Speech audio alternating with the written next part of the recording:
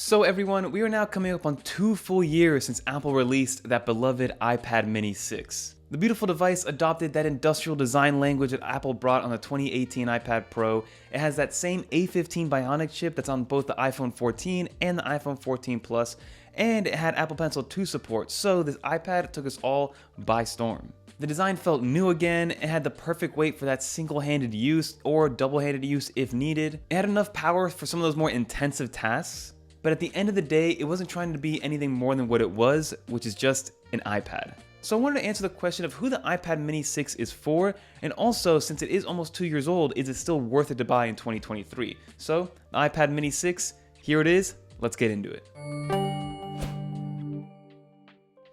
So before we go into actually reviewing this iPad, I did want to mention and talk about my relationship with this iPad mini 6 because, like I said, it was released almost 2 years ago, back in September 24th of 2021, and Apple finally brought this new design language and this new kind of form factor to the iPad mini lineup. And when I first picked it up, because I did pick it up on launch day, I picked it up, and I guess my expectations just weren't set correctly. Now, I'm somebody that uses my iPad Pro as my end-all be-all when it comes to video editing, thumbnail editing, everyday use cases, kind of like using it as my main computer. So when I got the iPad mini 6 and it looked just kind of like a shrunken version of my 12.9-inch iPad Pro, I was, I guess, expecting to have pro-level kind of hardware and pro-level use cases just in this smaller form factor. And when I had those lenses, the iPad mini 6 wasn't meeting my expectations, right?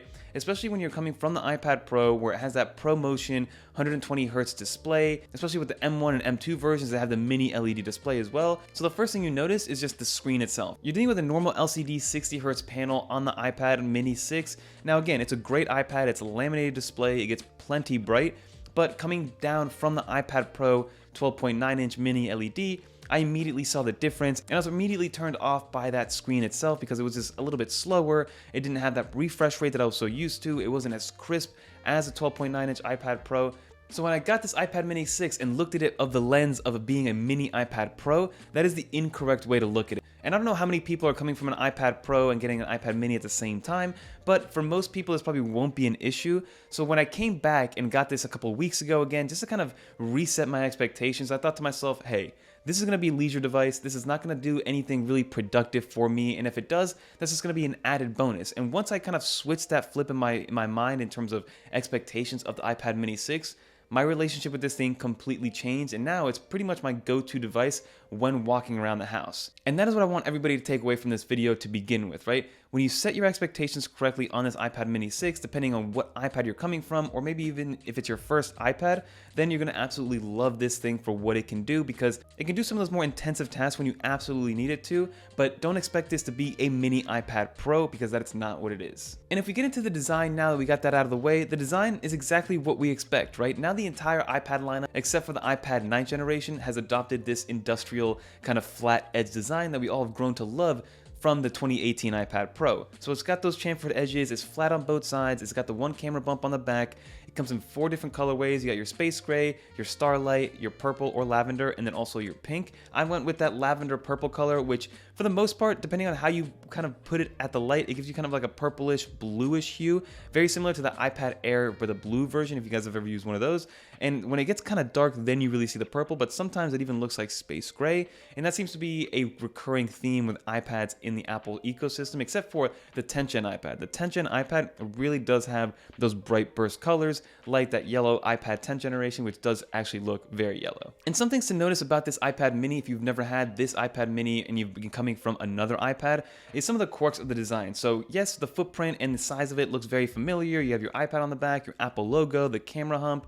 It does have one camera with a flash, but then if you start to look around the railings, it actually starts to look a little bit different, right? So you still have your quad speaker system, you still have your USB-C port, which is actually new for the iPad mini, but then if you're holding it in portrait mode, you see that you have a lock button, which is actually a little bit bigger than the normal lock button on the iPad Pro because it has Touch ID built into it, but then you also have your volume rockers on that top portion of the iPad mini 6, which is an interesting design choice in my opinion. And also, depending on how you're holding the iPad, whether you're in portrait, landscape, or upside down, or whatever the case may be, those volume rockers will actually change which direction is up and which direction is down, depending on how you're holding the device, which is either very, very smart or kind of confusing, depending on how you really look at this thing.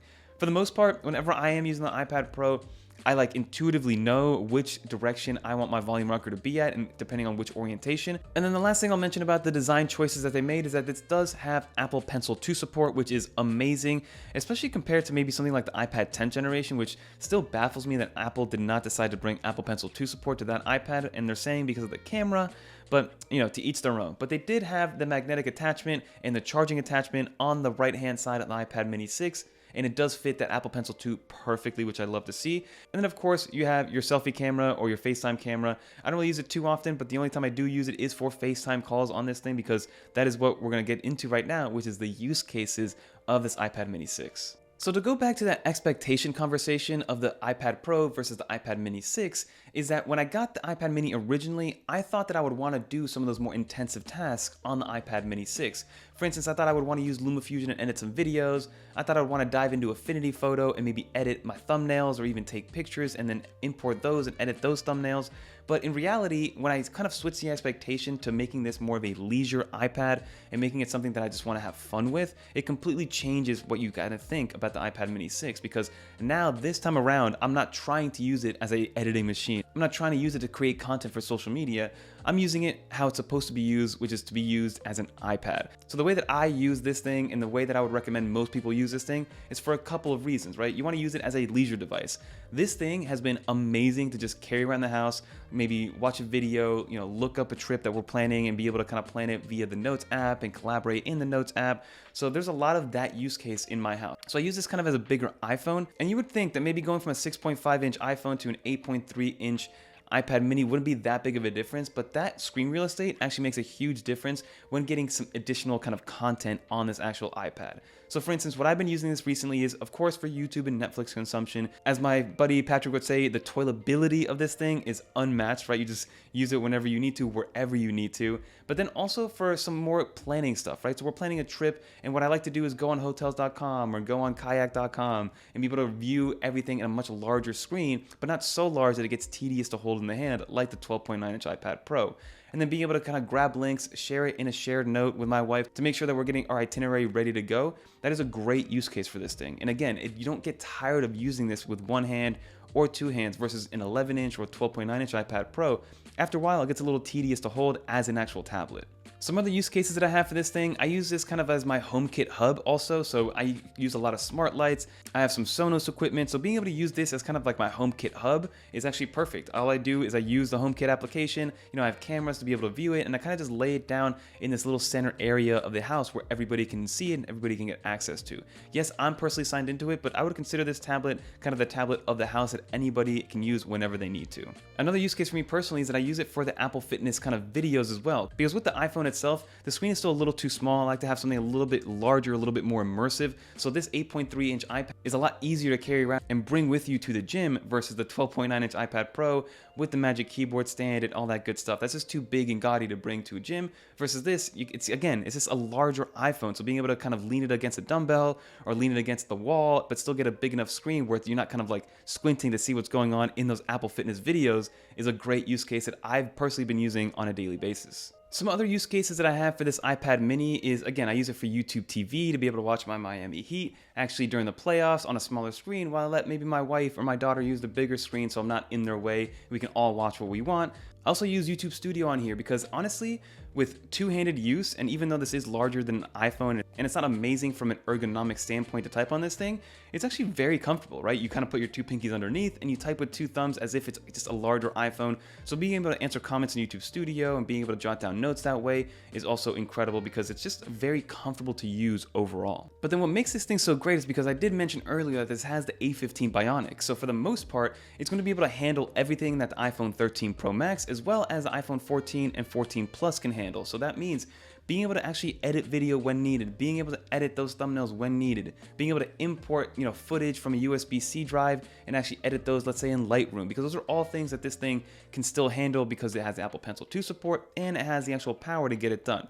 Now, would I recommend it as your one-all, end-all, be-all? Maybe not, but at the same time, let's say you're a vertical content creator and all you need is some good lighting, you have the camera on the rear, you can use LumaFusion on the iPad itself, and then voila, you have an all-in-one device where you can use LumaFusion to edit your videos, the camera camera on the rear to record in 4K 30 or 4K 60.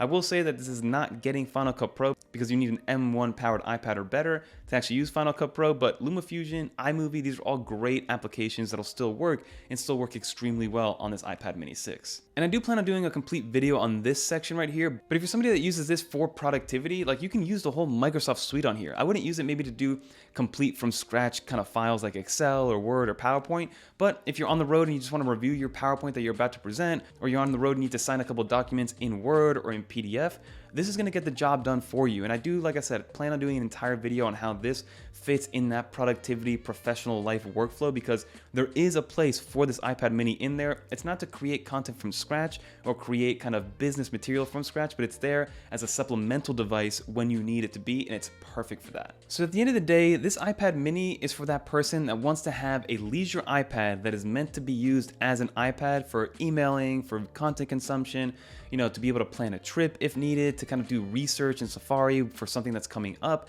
but also has the ability to kind of turn it up a notch when needed to edit those videos, to edit those thumbnails, to view a PowerPoint, to be able to screen share kind of something via Zoom or via Microsoft Teams or via Slack with somebody else, because it is capable of doing those things. I just wouldn't buy this iPad mini solely for that purpose, because then it's going to get lost in translation and you're not going to see it for what it really is, which is just a great content consumption machine. Like, this is perfect for anybody that likes to read books, perfect for anybody that likes to play a couple of video games like I do. Like, this is my Retro Bull machine. If you guys know what that game is, leave a comment down below. Overall, with that shift in mindset, I am much happier with this iPad mini 6. It has a great spot in my workflow, whether it is in my actual workflow or just in my normal life flow, for lack of a better term. But now the question is, since this is almost 2 years old, is Apple planning on releasing an iPad mini 7? What would they do? What would they add on to it? So from a design standpoint, you're not going to see much of a difference if they do release one, but so far the rumors are pointing at nothing coming out the rest of this year for the iPad mini. We're probably looking at next year, because that's usually when Apple kind of updates their iPad mini lineup, because for the most part, it's already perfect for what it's needed to be done, right? So if they're going to do anything to it, they're going to just put maybe an A16 Bionic in here. Maybe they'll make it a little bit brighter. Maybe they'll add 120 hertz, but maybe the Apple will save that for the pro level iPads. Like, that is my one thing that I want on this thing. I just want a ProMotion 120 hertz display, and then this thing will be fantastic. And then one more thing that I did want to mention, or two more things, is that I prefer Face ID over Touch ID, but I'm getting used to this Touch ID situation. I do recommend putting multiple fingers on this Touch ID to be able to get the quickest access, depending on whether you're landscape or portrait. And then secondly, the speakers are a little bit tinny, but again, it is a small device, so I'm not expecting this to be as thumpy as, let's say, an iPad Pro. So if you're somebody that's kind of holding off for a new iPad mini 7 to come out, but you really want this iPad mini, I'd say just jump on this iPad mini now, especially because Amazon has it for $100 off. I do wish that the entry level kind of storage capacity was at 128 or maybe even 256, but you can get an iPad mini for $399 at that 64 gig price point from Amazon, which I'll link down below. But if you guys did make it to the end of this video, leave a little dolphin in the comments down below so I know that you made it to the end. And I'm going to start to shout out people from previous videos to leave a comment, just to kind of let you guys know to leave some comments down below. So shout out Alan for commenting on the last video, which was our EDC, or our tiny mini tech EDC. So definitely leave a comment down below to maybe get shouted out in the next video. But if you guys want to watch more iPad, macOS, or even iOS content, click on one of these right here. But until next time, I'm Fernando, and this iPad mini 6, it's a real deal, everybody. But until next time, peace.